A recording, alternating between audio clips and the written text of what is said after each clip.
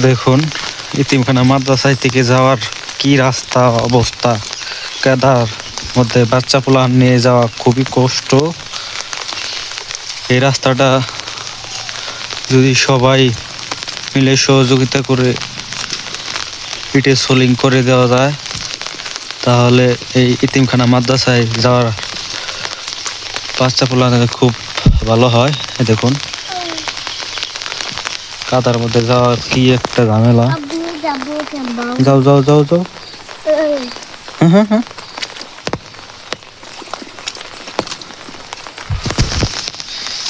কাদার মধ্যে যাইতেই পারতেছে না, এত কাদা। আস্তে আস্তে যাও। হ্যাঁ,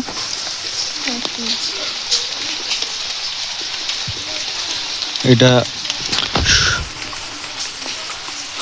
সবাই মিলে যদি সহযোগিতা করা যায় তাহলে এই রাস্তাটা ঠিক করা যাবে।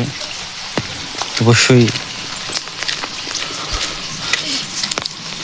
শেয়ার করে দিবেন সবার মাঝে, যাতে যেন সবাই সহযোগিতা করতে পারে।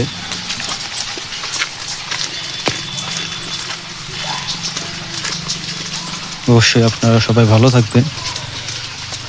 কথা হাফেজ।